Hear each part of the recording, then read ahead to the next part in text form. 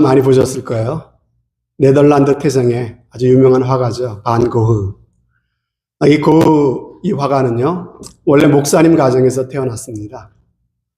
그리고 신앙이 좋은 사람입니다. 그는 젊은 시절에 벨기에의 탄광에서 일을 했어요. 그곳에서 탄광에서 일을 하면서 거기에 있는 사람들에게 복음을 전하는 그런 삶을 살았습니다. 그 시절에 그가 경험했던 한 에피소드가 있습니다. 그 당시만 해도 옷감이 아주 귀했죠. 그래서 옷감이 아닌 다른 천으로도 옷을 만들어 입던 시절이었습니다.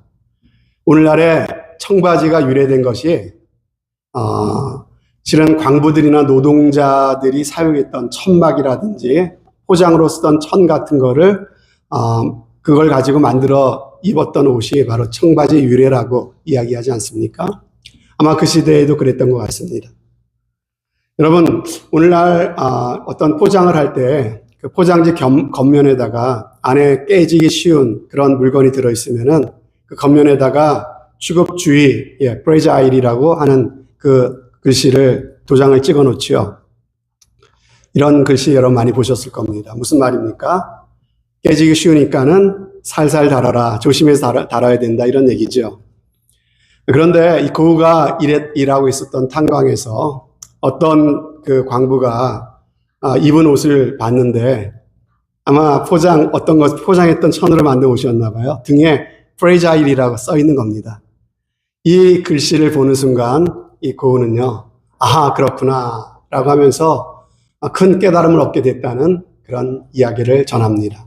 그렇구나, 프레자일, 이게 인간의 실존이구나 라고 하는 것을 마음 깊이 인식하게 됐다는 것이죠. 여러분, 그렇습니다. 저와 여러분들도 만약에 우리의 등에다가 우리를 어떻게 취급해달라고 하는 그 문구를 써 붙인다면은 뭐라고 써 붙여야 될까요? 아마 저와 여러분들도 fragile, 취급주의, 깨질 수 있으니 조심해서 다뤄주세요 라고 우리도 써 붙이고 다녀야 되지 않겠습니까?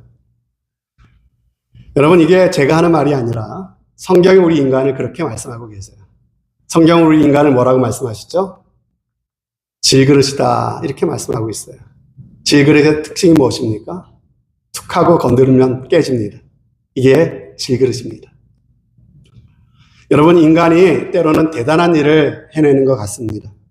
인간이란 존재가 참 강한 존재처럼 느껴질 때도 있습니다. 그러나 성경은 그렇게 말씀하지 않아요. 실상은 인간은 약하디 약한 것이 인간이다. 여러분, 사람이 몸이 건강하다고 해서 깨지지 않을까요? 돈이 많으면 깨지지 않을까요? 아니요. 인간이라면 누구나 깨지기 쉬운 것이 바로 우리 사람이다라고 하는 것이에요. 여러분, 아무리 강해 보여도 소용없습니다. 여러분 주변에 아무개 집사님 생각하면은 전혀 그분은 깨질 것 같지 않아. 대가 세 보이는 사람 있잖아요. 근데 여러분 아십니까? 그런 사람일수록 사실 잘 들여다보면요, 사실 약해요. 자기가 약하니까는 약하게 보이지 않으려고 세게 나가는 겁니다. 세상에 센 사람 없어요. 다 약한 것이 인간입니다. 사람은 누구든지 별 수 없다는 거예요. fragile, 질그릇입니다. 가정에서 남편의 한마디에 아내의 마음이 깨집니다. 시어머니와 시누이의 뼈있는 말 한마디에 며느리의 마음이 깨집니다. 며느리의 섭섭한 말 한마디에 시어머니의 마음이 깨집니다. 목사가 무심코 던진 말 한마디에 성도의 마음이 무너질 때가 있고요.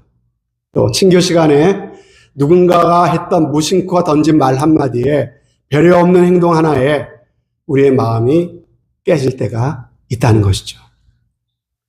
여러분, 인간이 얼마나 연약한 존재입니까?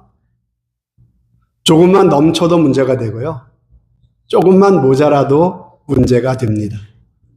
사람은 사랑을 너무 많이 받아도 문제가 생기기 쉽고요. 또 사랑을 좀 못 받아도 문제가 되기 쉽습니다. 너무 관심을 많이 받아도 문제가 되고요. 너무 관심을 많이 받아도 문제가 됩니다. 여러분, 사람이 돈을 너무 많이 갖게 돼도 어떻게 됩니까? 잘못되기가 쉽고요. 또 너무 가진 돈이 없어도 또 잘못된 유혹을 받을 수 있습니다.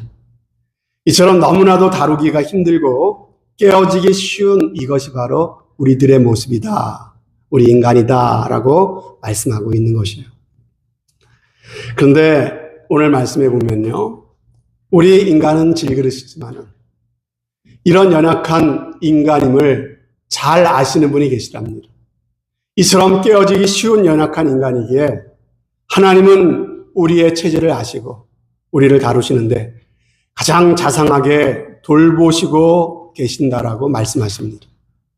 여러분 오늘 말씀을 한번 곰곰이 곱씹어 보십시오. 얼마나 우리에게 마음이 든든한지 모릅니다. 여러분 정말 이 말씀 하나님이 우리를 돌보시는구나. 이 성경의 이 약속이 정말 내 마음 가운데 받아들여지고 내 마음에 확실히 믿어지면요. 여러분 세상살이에 외로울 일이 없습니다. 우울해질 일도 없습니다. 오히려 문득문득 정말 하나님을 믿는 그 믿음 안에 살아가면요. 정말 행복하다. 정말 감사하다. 정말 기쁘구나. 이런 고백을 하면서 우리가 살아갈 수 있는 줄로 믿습니다. 여러분 예수님이 이 땅에 왜 오셨습니까? 예수님이 이 땅에 오신 이유를 요한복음 10장에 말씀하시죠. 도적이 오는 것은 우리 영혼을 도적질하는 사단 마귀가 이 땅에 온 이유는 뭡니까? 도적질하고 죽이고 멸망시키려는 거예요. 아무리 우리에게 달콤한 유혹으로 다가온다 할지라도 결국은 무엇입니까? 우리를 빼앗고 우리를 멸망시키기 위해서 그들은 역사하고 있는 것이에요. 그렇지만은 예수님이 이 땅에 오신 이유가 뭐예요? 우리에게 생명을 주시려고 우리에게 죄와 사망에서 우리를 건져주셔서 영원한 생명을 우리에게 허락하시려고 우리를 살려주시려고 오셨다는 거예요. 근데 예수님이 우리를 살려주시려고 구원하시려고 오신 것이 다가 아니라는 것이죠. 생명을 얻게 하고 그 다음에 뭡니까? 풍성히 얻게 하려 함이라. 그냥 살려만 놓는 것이 끝이 아니라 우리가 살려놓은 그 생명이요. 풍성하게 하시는 것이 예수님이 이 땅에 오신 이유라는 것이에요. 풍성한 삶이 무엇입니까? 절망, 소망이 없는 삶 가운데 외롭고 우울한 삶을 살아갈 수밖에 없는 우리 인생들을 예수 그리스도를 통해서 우리에게 새로운 소망을 주시고 감사를 알게 하시고 참된 기쁨을 알게 하시고 걱정, 의심, 염려가 아니라 하나님을 믿는 믿음 안에서 평안한 삶을 누릴 수 있는 것이 바로 충만한 풍성한 삶인 줄로 믿습니다. 이것을 위해서 예수님께서 오셨다고 하는 것입니다. 예수 잘 믿으면 바로 이러한 복을 누리게 되는 줄로 여러분 꼭 믿으시기를 바랍니다. 단지 내가 구원받아 천국 가는 게 끝이 아니에요. 이 땅에서도 예수 잘 믿으면요. 정말 풍성한 삶을 우리는 살아갈 수 있고 그리고 영원한 하늘나라에서도 영원히 풍성한 삶을 누리게 되는 줄로 믿습니다. 여러분 참새구이를 여러분 드셔보셨나요? 참새구이. 예전에 한국의 포장마차에 가면 술안주로 이렇게 껍데기 벗겨놓고 이렇게 연탄 뿌리다 구워주는 꼬치에다 꽂아가지고 이런 참새구이라는 게 있었어요. 저도 이게 어떤 맛일까 궁금해가지고 호기심에 한번 먹어본 적이 있습니다. 그런데 참 볼품도 없고 그리고 연탄불에 구워주는데 먹을 게 진짜 없어요. 그게 참새구이입니다. 그런데 오늘 말씀해 보니까는 2아사리온이면 참새 5마리를 살 수 있다라고 말씀하세요. 오늘날로 말하면 대충 참새 한 마리에 1불, 2불 정도 한다고 하는 그런 얘기예요. 그러니까 참새라고 하는 것은 푼돈으로 팔리는 아주 값싼 존재라고 하는 것을 말씀하고 있는 거예요. 그럼에도 불구하고 하나님께서는 이렇게 보잘것없는 참새 한 마리에도 관심을 갖고 계시다. 계획을 갖고 계시다. 지금 그 이야기를 오늘 말씀에 하고 계세요. 공중에 나는 그 새 한 마리, 참새 한 마리도 하나님이 허락하셔야 땅에 떨어진다는 거예요. 그 참새 한 마리의 생명까지도 하나님께서 돌보고 계시다라고 하시는 거예요. 그러면서 성경에 뭐라고 말씀하십니까? 너희는 두려워하지 마라. 너희는 많은 참새보다 귀하니라. 하나님께서 참새 한 마리에도 계획을 갖고 계시다면 그것을 주관하시고 그 생명을 지켜주고 계시다면 하물며 너희일까 보냐라고 말씀하시고 계시는 거예요.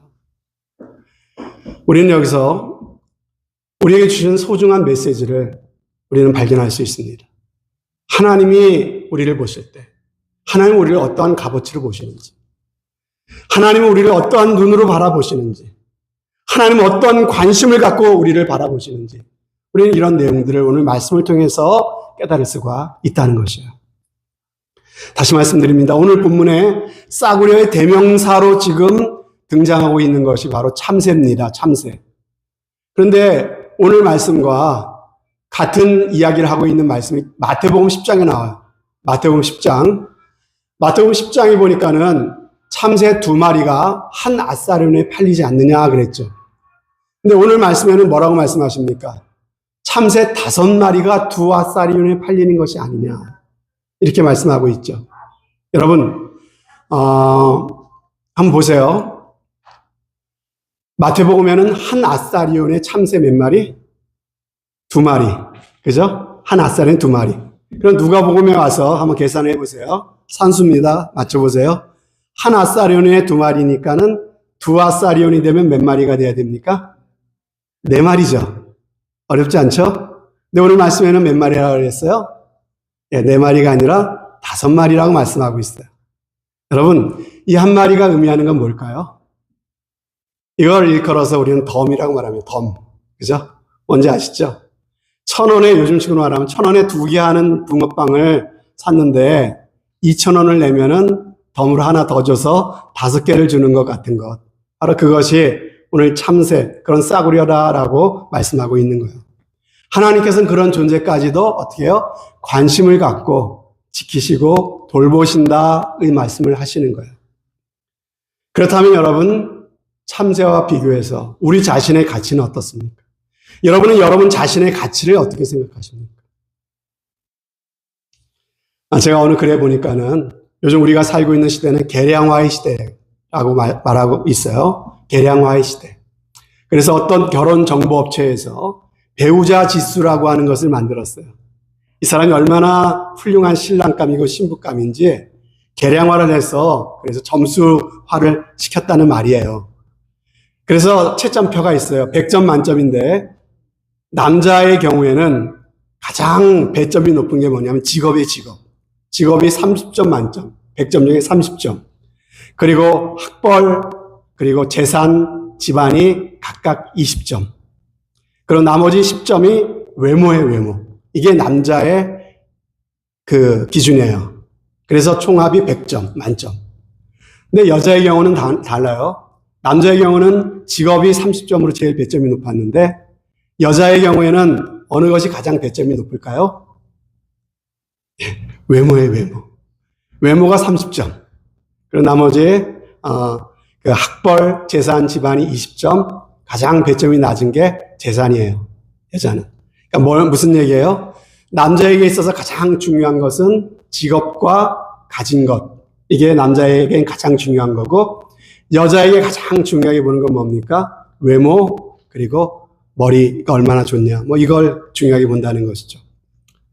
여러분, 그런데 이 결혼 정보업체에서 총점 100점 중에서 회원을 이제 봤는데 65점이 되지 않으면요 회원 가입이 되진 않는다 그래요. 여러분 치사하죠? 65점이 안 되면요 회원 가입을 시켜주지 않아요. 이런 사람은 중매 이렇게 그 신부감이나 신랑감을 찾아주는 일을 하지 않는다는 것이죠. 이처럼 우리가 사는 시대는요 점수가 낮으면 결혼조차 마음대로 할 수 없는 그런 시대를 우리는 살아가고 있습니다. 그런데 이런 계량화 작업은 비단 결혼에만 해당되는 것이 아닙니다. 우리가 인식하지 못해서 그렇지 잘 생각해 보면요. 이 시대 모든 것이 다 점수화되고 있어요. 대학을 가려면은 입학 사정 점수라는 것을 따집니다. 취직을 하려면 신입사원 채용 점수를 봅니다. 그리고 승진을 하려고 하면은 뭘 봅니까? 인사고과 점수라고 하는 것을 보고 승진 여부를 결정합니다. 우리가 은행에서 돈을 빌리려고 해도 뭘 봅니까? 크레딧 스코어를 보잖아요. 그죠? 신용 점수를 따지고 돈을 빌려줄 것인가 말 것인가를 결정합니다. 여러분, 무슨 말이에요? 점수에 의해서 결혼할 수 있는 배우자의 수준이 결정이 됩니다. 점수에 따라서 대학이 결정되고 직장과 연봉이 결정되고요. 점수에 따라서 은행 융자 여부와 그리고 이자율이 결정이 된다라고 하는 것이에요. 이처럼 세상은 겉으로 드러나는 조건들을 가지고 사람을 평가합니다. 그러나 여러분, 저와 여러분은 이런 점수 따위로 우리 자신을 평가받을 수 있는 사람이 아닌 줄 여러분들 믿으시기를 바랍니다.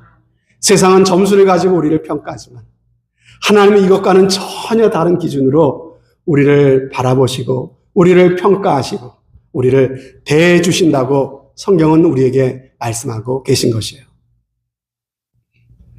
여러분, 제가 여러분들에게 자주 드리는 얘기지만은 우리가 어떤 것에 가치를 매길 때 이것이 얼마큼의 가치가 있다. 뭘 가지고 여러분 가치를 매깁니까? 뭘로 매기죠? 돈으로 매겨요, 돈으로. 특별히 가장 연관성이 있는 게 뭐냐면요. 내가 얼마를 주고 샀느냐, 내가 지불한 액수가 바로 이것의 가치로 그렇게 나는 생각한다고 하는 것이에요. 예를 들어서 이 앞에 있는 이 컴퓨터가 제가 이거를 500불을 주고 샀습니다. 그러면 이 컴퓨터는 저한테 얼마짜리예요? 얼마짜리? 500불짜리. 왜? 아마존에서 500불을 주고 샀으니까. 그렇죠? 여러분들이 갖고 있는 만약에 샤넬 백이 5,000불을 주고 산 거다 그러면 그 백은 여러분들이 얼마짜리예요? 5,000불짜리. 왜? 5,000불을 주고 샀으니까.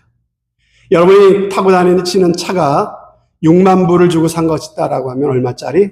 그 차는 여러분들에게 6만 불짜리인 거예요. 예. 내가 지불한 돈의 액수가 내가 그 물건을 바라본 얼마짜리인 것이죠. 그러면 여러분, 예수 그리스도를 믿고 구원받은 저와 여러분의 가치는 얼마짜리일까요? 하나님 우리를 얼마짜리로 보고 계신 걸까요? 고린도전서 6장 19절 말씀에 보면 이런 말씀이 있어요. 너희는 너희 자신의 것이 아니라 값으로 산 것이 되었으니. 하나님께서 우리를 값주고 사셨대요. 우리가 어떤 물건을 돈을 주고 내 것으로 소유를 삼듯이 하나님께서 우리를 값주고 우리를 사셨다. 하나님의 소유 삼으셨다. 이렇게 말씀하시죠. 값으로 산 것이 되었으니 그런즉 너희 몸으로 하나님께 영광을 돌리라. 하나님 우리를 값을 지불하고 사셨다. 성경은 하나님께서 우리를 사시기 위해서 값을 지불한 이야기가 나옵니다. 그 이야기가 어디 나오냐면은 예수님께서 십자가에 달려 고난당하시고 마지막 숨을 거두시기 직전에 하셨던 말씀이 있습니다. 다 이루었다라고 외치셨어요. 다 이루었다 이 말은요. 테텔레스타이라고 하는 단어입니다. 이 말은 직접적인 의미가 모든 치러야 될 값이 다 지불되었다. pay off라고 하는 뜻을 갖고 있는 말이에요. 테텔레스타이. 우리가 지불해야 될 몸값이 있었대요. 우리가 치러야 될 죄의 대가가 있었대요. 그 값을 예수님께서 십자가에서 대신 치르셨다. 그 모든 지불해야 될 것이 다 치러졌다. 이것을 예수님께서 다 이루었다라고 하시는 의미로 말씀하신 말씀이라고 하는 거예요. 그러므로 여러분, 하나님께서 저와 여러분을 사셨습니다. 어떤 대가를 지불하신 것입니까? 하나님의 독생자 예수 그리스도의 그 생명의 대가, 그 핏값을 지불하시고 저와 여러분을 하나님의 자녀로 삼으신 것이다라고 하는 것입니다. 그러므로 하나님께서 천하보다 귀한 영혼이라고 말씀하시는 그 말씀이 결코 과장이 아닌 거예요.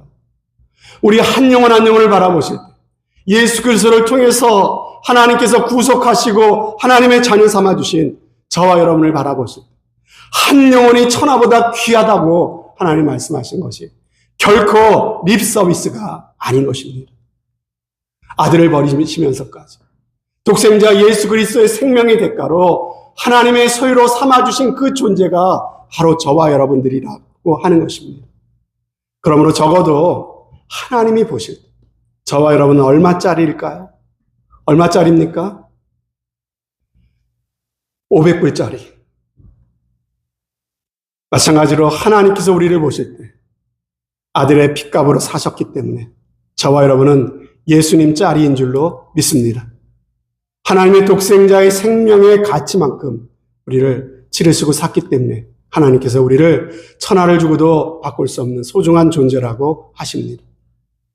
그러면 여러분, 내 자신을 함부로 비하하지 마시기를 바랍니다. 그건 믿음이 없는 행동이에요. 하나님이 그렇게까지 우리에게 은혜를 베푸시고 그 사실을 이 성경 말씀을 통해서 우리에게 알려주셨는데도 이 말씀은 믿지 않고 에이 그럴 리 있겠어 하면서 내 스스로를 무가치한 인생으로 생각한다면요, 하나님이 가장 싫어하시는 믿음이 없는 그러한 불신의 죄를 하나님 앞에 짓는 것입니다.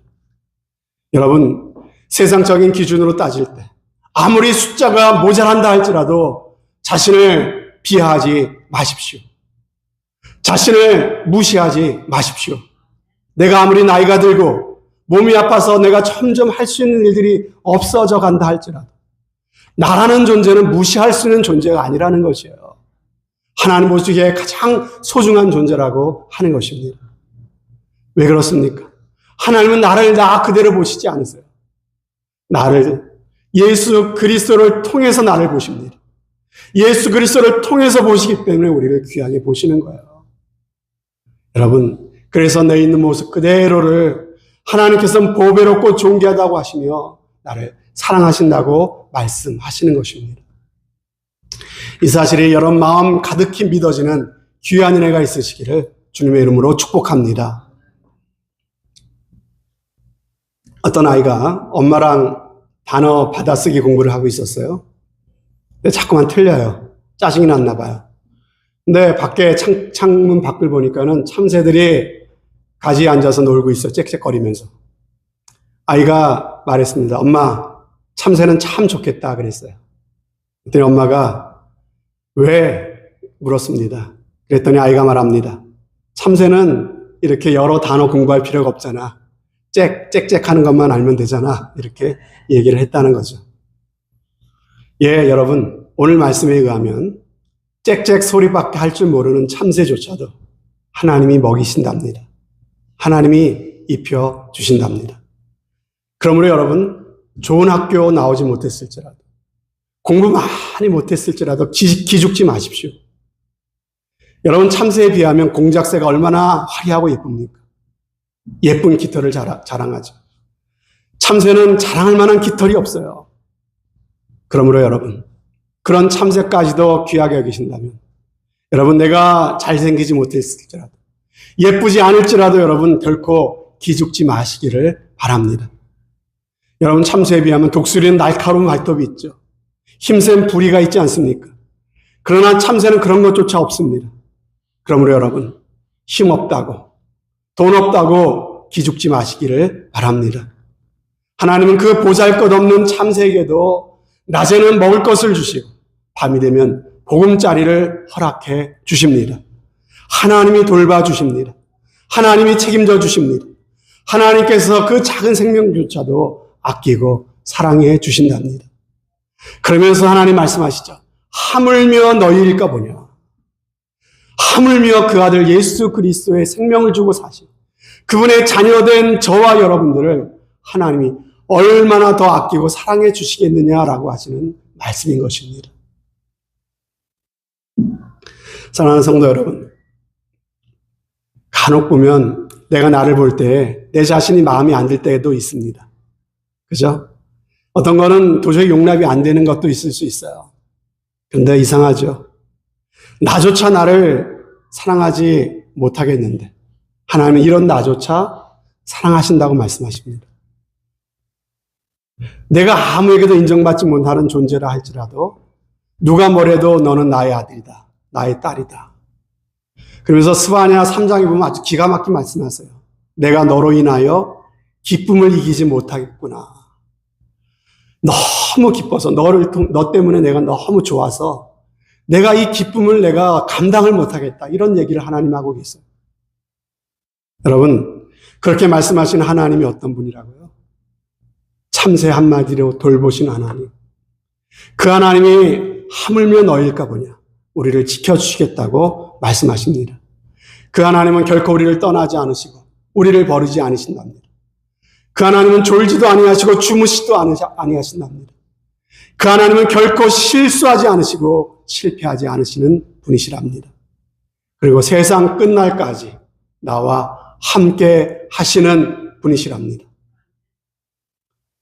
여러분, 그 하나님께서 오늘 말씀을 보니까는 나를 얼마나 자상하고 섬세하게 돌보시는지 우리에게 말씀하시는 너무나도 기가 막힌 구절이 오늘 말씀에 나옵니다.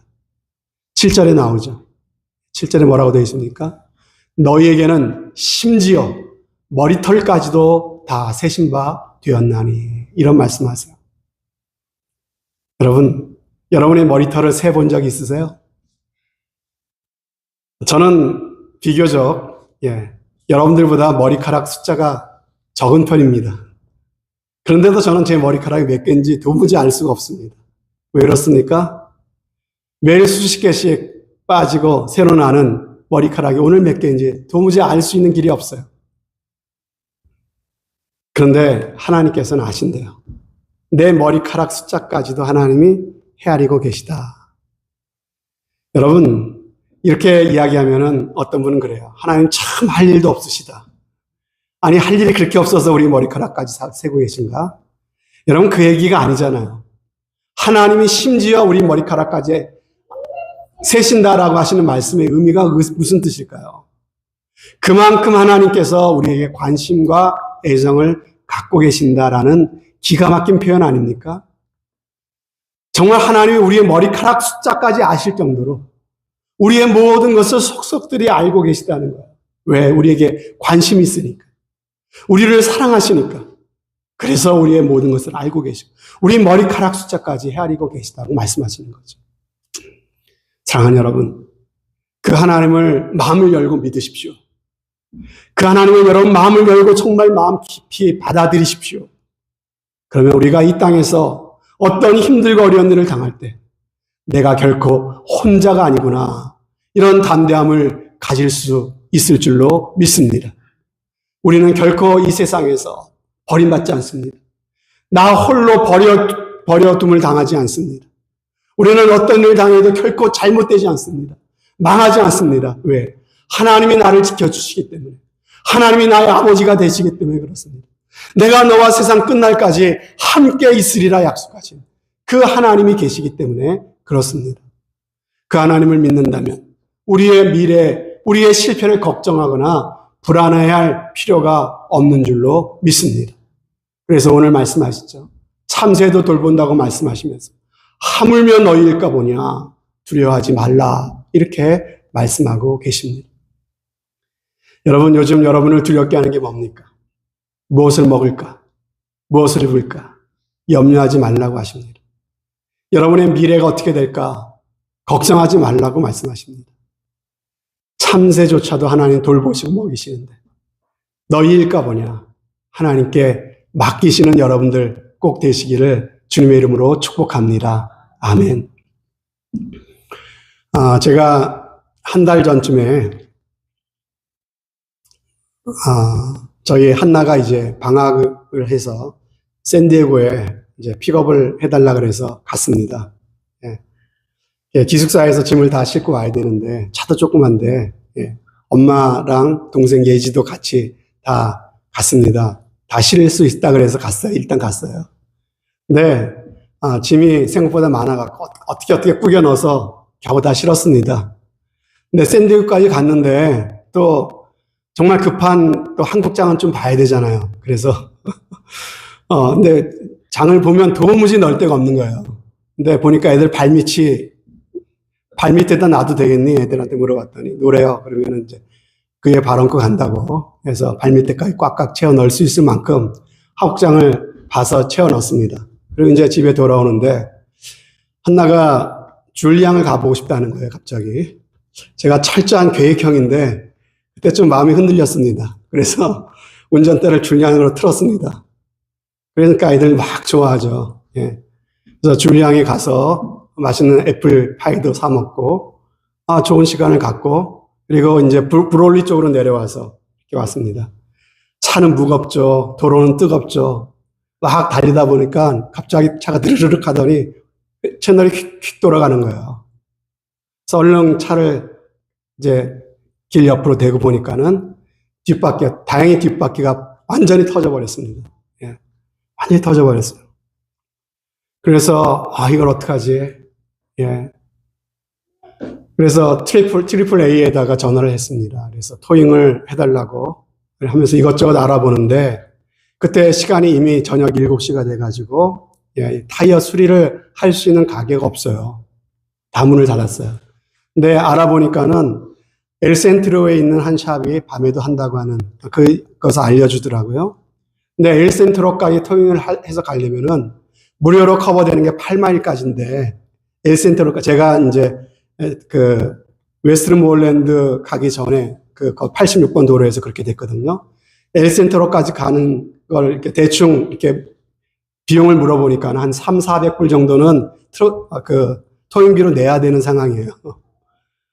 그래서 그러면 안 되겠는데 해가지고 가까이 있는 웨스트모or랜드에 있는 카센터 타이어 샵에 연락을 하는데 연락이 안 되죠. 근데 당이 몇 번 계속 혹시나 받을까 해서 몇 번 연락했더니 연락을 받아요. 그래서 물어봤더니 가격도 훨씬 거기가 합리적이고, 그래서 이제 토잉을 웨스트모or랜드까지만 가서 거기서 모텔에서 하루 자고 아침에 수리를 하고 그리고 집으로 오려고 계획을 세웠습니다. 그렇게 해서 이제 웨스트모or랜드에 있는 타이어 샵의 앞에다가 차를 내려놓고, 그리고 이제 모텔을 들어갔습니다. 모텔에 들어가는데, 우리 두 아이들이 얼마나 좋아하는지, 여행 온 기분이 난다, 여행 온 기분이. 그리고 뭐 밖에 나가서 또 뭐 이렇게 밤에 열려져 있는 그런 편의점 같은 데서 막 먹을 것도 사다가 먹고, 예, 그랬습니다. 저도 가능한 즐겨보자 이렇게 하고 있었는데, 마음 한편으로는 또 하나님이 지켜주신다는 그 믿음이 있으니까는 하나님이 어떻게든 해주시겠지 하는 마음도 있지만은, 마음 한편에는 자꾸만 걱정이 올라요, 제 마음에. 어떤 걱정이 생기냐면은, 그때가 금요일이었거든요. 금요일. 이제 토요일 날 아침에 이제 시나리오대로 잘 돼야 아침에 이제 타이어 수리를 하고 집으로 가는데, 만약에 뭐 파트가 없다든지 휠이 망가졌다든지 그래서 지금 수리가 안 된다 그러면 어떻게 되는 겁니까?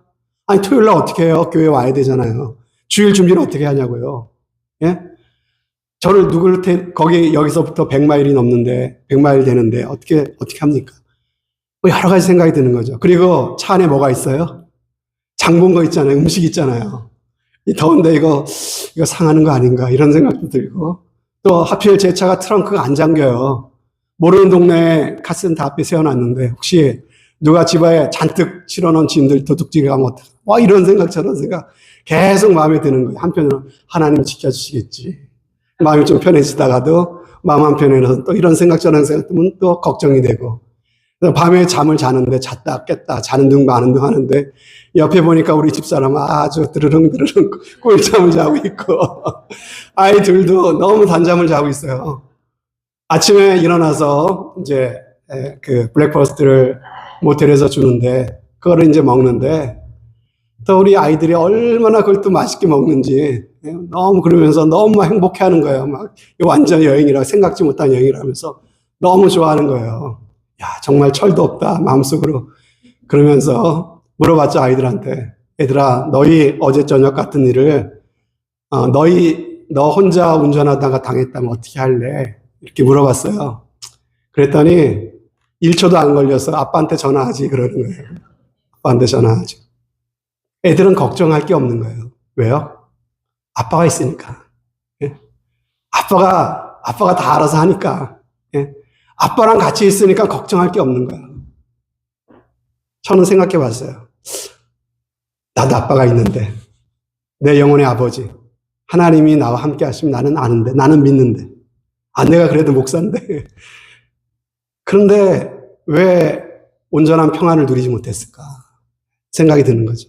자꾸만 내 마음 가운데 올라오는 걱정 염려를, 나는 왜 이것을 온전히 처리하고 억누르지 못했을까. 아니 편안하게 지났어도 되거든요. 아침에 가보니까는 차가 잘 고쳐져 있더라고요. 그리고 그 차 타고 왔습니다. 정말 얼마든지 가족들이랑 좋은 시간 가질 수 있었는데 한편으로는 염려를 떨쳐버리지 못하고 잠도 잘 못 자고 그런 힘든 시간을 보내면서 나도 아빠가 있는데 아빠가 있다고 믿긴 믿었는데 실제는 없는 건 아니었나 이런 생각을 하면서 그렇게 지나서 생각해 보니까는 그런 생각이 듭니다. 사랑하는 성도 여러분, 여러분들에게 묻습니다. 여러분들은 아빠가 있으십니까? 나와 지금도 함께 계시는, 얼마든지 나를 도와주실 수 있고 어떠한 상황 속에서도 나를 지켜주실 수 있는 그 크신 그분, 그 아빠가 여러분들 곁에 여러분과 함께 계십니까? 여러분 그 분을 믿고 의지하고 살고 계십니까? 아니면 그분을 잃어버리고 아빠 없는 사람처럼 모든 일에 작은 일에도 염려하며 걱정하며 근심하며 살고 계시지는 않습니까? 여러분 믿는 만큼 누리는 줄로 믿습니다. 하나님께서 저와 여러분들에게 큰 믿음 주시기를 진심으로 바랍니다. 그런 말씀을 맺겠습니다. 하나님께서 우리가 연약하다는 사실을 누구보다 잘 알고 계십니다. 그러므로 주님 앞에 나올 때 우리는 숨길 것도 감출 것도 없습니다. 있는 모습 그대로 나오십시오. 그리고 주변 사람들이 나를 정말로 무시하고 쓸모없는 사람 취급한다 할지라도, 여러분 섭섭한 마음이 밀려온다 할지라도, 그래도 나를 사랑하시고 나를 귀히 여기시는 그 하나님만큼은 잃어버리지 마시기를 바랍니다. 그러면 여러분 참으로 어떠한 어려움도 극복해 나갈 수가 있습니다. 다른 사람이 보는 내가 납니까? 아니면 하나님이 보시는 내가 진짜 납니까? 다른 사람이 보는 내가 나가 아니라 하나님이 보시는 내가 나잖아요. 하나님이 보시는 시각으로 나를 바라보시는 귀한 은혜가 꼭 있으시기를 바랍니다. 그 어떤 상황 속에서도 나를 천하보다 귀히 여기시는 하나님 한 분만으로 나는 만족합니다. 아까 불렀던 찬양처럼 나는 구원의 하나님으로 인해 기뻐하리로다. 이것이 저와 여러분들의 고백이 될 수 있기를 바랍니다. 여러분 자꾸 몸이 아프신 분 계시죠? 마음도 점점 우울해지시는 분들 계시죠? 불안과 염려가 자꾸만 올라오시는 분들 계시죠? 오늘 말씀이 여러분 마음 가운데 기억나시고 생각나시기를 바랍니다. 참새도 먹이시는 하나님, 나의 머리털까지도 세시고 계시는 나의 하나님, 그 하나님이 여러분 마음 가운데 참으로 굳게 자리 잡게 되시기를 바랍니다. 여러분 오늘 아침에 아니면 어제 저녁 때 샤워하셨죠? 샤워하다 보면 샤워실 바닥에 붙은 머리카락 같은 거 있잖아요. 머리카락을 보시면서 교훈을 받으십시오. 밖에 집에 가시다가 하늘을 날고 있는 참새 한 마리를 보시거든 이 말씀이 여러분 떠오르시기를 바랍니다. 그 머리카락 보면서 아버지 고마워요 고백하시기 바라요. 참새를 볼 때마다 하나님 믿습니다. 아버지 감사합니다. 고백하시며 한번 살아보십시다. 늘 깨어지기 쉬운 연약한 인생이지만 참새 한 마리 머리카락을 가지고 교훈하신 하나님의 세심한 보호와 인도하심 있음을 우리가 정말 믿고 더욱더 감사하며 기뻐하며 찬송하며 우리의 남은 삶을 살아갈 수 있으시기를 주님의 이름으로 축원드립니다. 아멘. 하나님 아버지 감사합니다.